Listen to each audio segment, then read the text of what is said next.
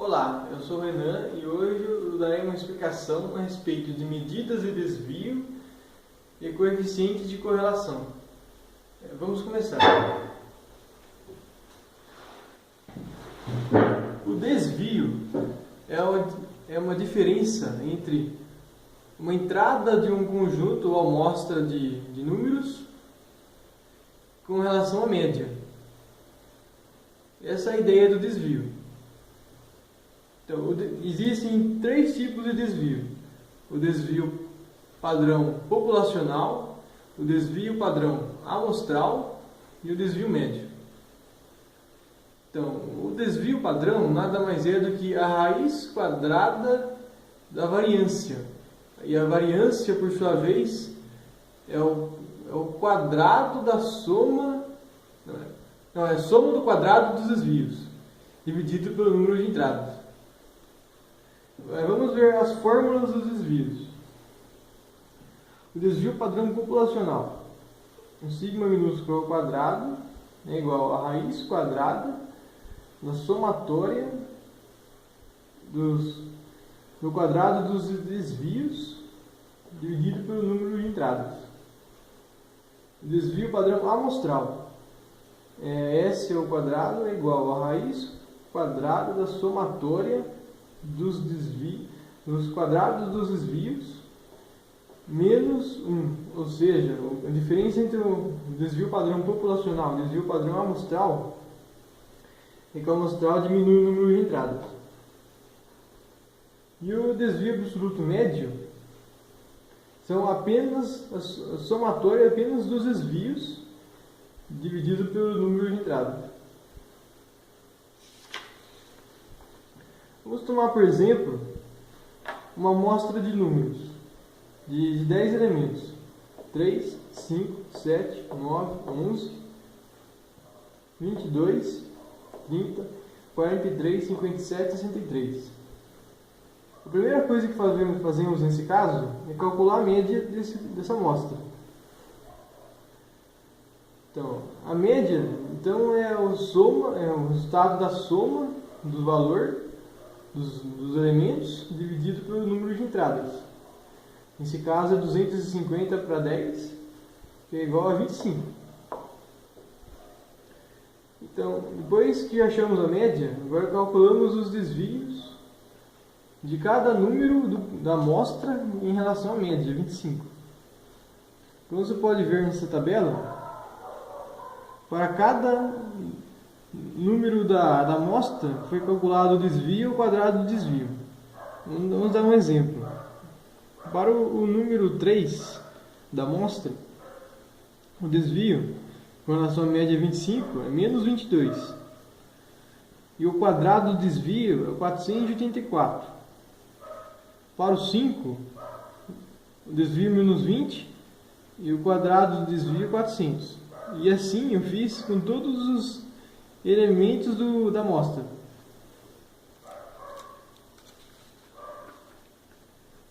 Agora já sabemos os desvios, os quadrados dos desvios, vamos calcular o desvio padrão. Essa aqui é a fórmula do desvio padrão, já mostrado anteriormente. E agora fazemos a substituição dos valores adquiridos dentro da fórmula. 484 mais 400 mais 324, mais 256, mais 196, mais 9, mais 25, mais 324, mais 1024, mais 1444, dividido por 9. E tudo isso é igual a raiz quadrada de 4.486 dividido por 9. Lembrando que é 9 porque são 10 entradas menos 1, porque é um desvio padrão amostral. E tudo isso é igual a raiz quadrada de 498,44. E isso é igual a um desvio padrão amostral de 22,325. Agora vamos calcular o desvio médio. Essa é a fórmula do desvio médio, já mostrado anteriormente. a somatória dos desvios dividido pelo número de entradas. Aí menos 22 mais menos 20 mais menos 18 mais menos 16 mais menos 14 mais menos 3 mais 5 mais 18 mais 32 mais 38. Isso é igual a 0 dividido por 10, que é igual a 0. Então, para aquela amostra, o desvio médio é igual a 0. Agora vamos tratar do segundo tópico abordado nessa explicação de hoje. É o coeficiente de correlação, também conhecido como coeficiente de correlação de Pearson. Essa é a fórmula do coeficiente de correlação de Pearson. A soma é o número de entradas da amostra vezes a somatória dos valores x e y, da multiplicação dos valores x e y, menos a somatória dos valores x vezes a somatória dos valores y dividido pela raiz quadrada do número de entradas vezes a soma dos quadrados dos valores de x menos o quadrado da soma dos valores de x vezes a raiz quadrada do número de entradas vezes a somatória dos quadrados dos valores y menos a somatória menos o quadrado da soma dos valores y. O coeficiente de correlação de Pearson ele é aplicado para quando tratamos com gráficos de dispersão, para dizer a aplicação com relação à relação linear entre duas variáveis em um gráfico de dispersão.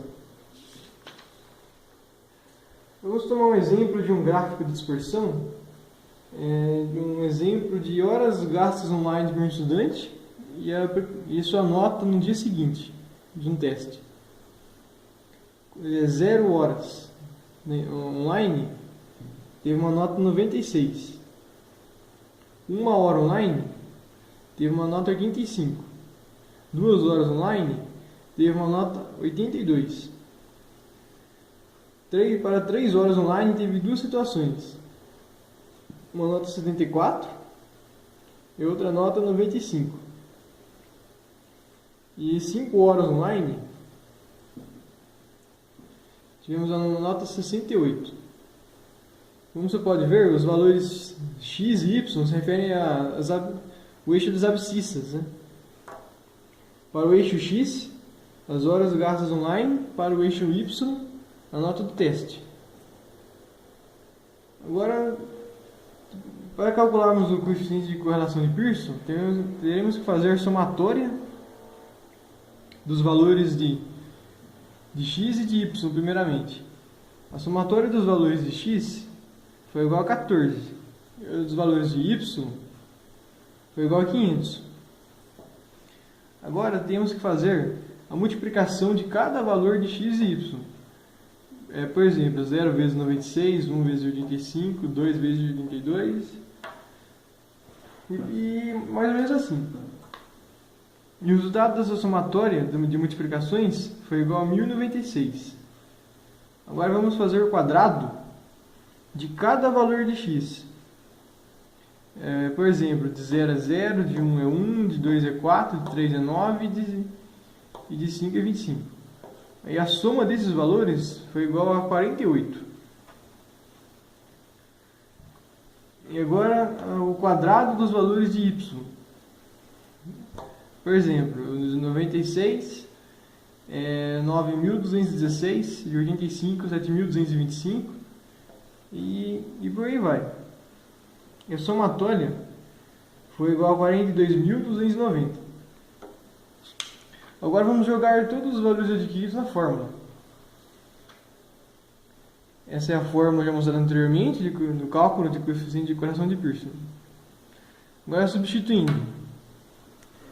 6 vezes 1096 menos 14 vezes 500 dividido pela raiz quadrada de 6 vezes 48 menos 14 ao quadrado, vezes a raiz quadrada de 6 vezes 42.290 menos 500 ao quadrado.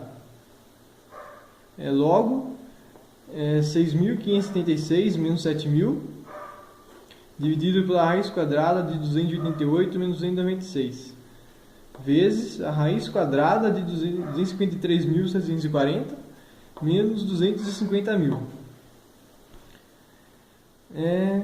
que é igual a menos 424 dividido pela raiz quadrada de 92 vezes a raiz quadrada de 3.740, que é igual a menos 424 dividido por 9,591 vezes 61,155, que é igual a menos 424 dividido por 586,537, chegando-se em conclusão de que o coeficiente de correlação de Pearson R é igual a menos 0,72. Isso significa que é uma correlação negativa forte, pois o R foi igual a menos 72, ou seja, foi mais próximo de menos 1. Se fosse próximo de 1, seria uma correlação positiva forte. E se fosse próximo de 0, é uma correlação fraca entre as variáveis, ou não chegaria a existir uma relação linear entre as variáveis.